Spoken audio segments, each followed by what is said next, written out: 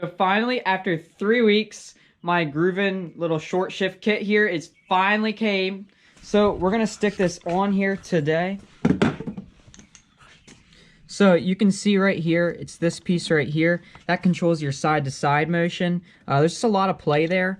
The Gruven piece, it takes 30% of the travel out of it, and it's also metal, so hopefully it'll just take a lot of travel out and just really tighten it up. It also has this sweet clip on the end right here, which the plastic clip on my other one was broken, so hopefully that'll hold it a lot tighter. So we'll get that stuck on here. I have everything else done on the car, so it's pretty much good to go. So I'm like super excited about this. We'll get this in here, stick the intercooler, all the turbo piping back in, and it's gonna be ready to drive.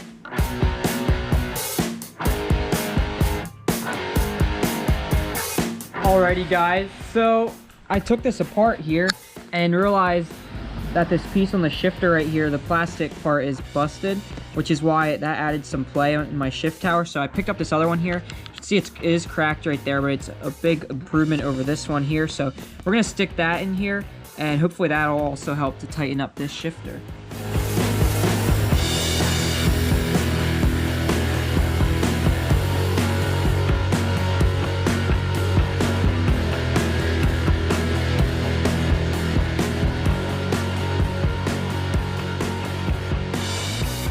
Alrighty guys, so we finally got it back in the car.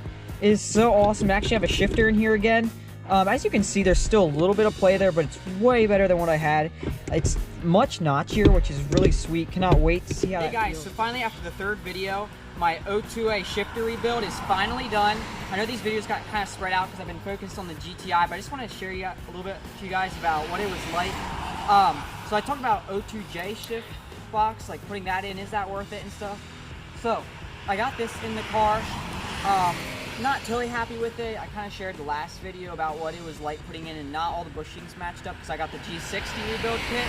But overall, fairly happy with it. There is some play on the actual like shift tower on the transmission side, so that kind of stings. But overall, I got it really close. A big thing that's important about this on the actual shifter on the inside of the car, there is this slot on there that makes all the world of difference, just moving that a little bit back and forth. So that's a really big thing when you're adjusting that.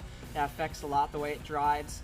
Also another thing too, I just got the kit, and I actually really wish I would have gotten the Diesel Geek short shift kit.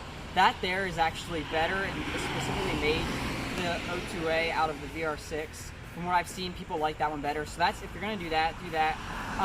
All I can say though is if you want to do it right and you're willing to spend the money, you should definitely do the O2J. It just, from what I've experienced, this was a hassle, and it's still, I'm not 100% happy with it. So just want to let you guys know that's where I'm at. If you want it to be amazing, then definitely do the O2J. If you want it to be decent, O2A, you can get that where you want it. Just the big thing is aligning that. So thanks for watching. Hopefully you guys learned some along the way, the last 3 videos about my shifter rebuild. So thanks for watching. We're gonna be actually getting some stuff done on the car now. Next week I'm going to Vag Fair York, so super excited to go to the first big show of the year. So see you guys then.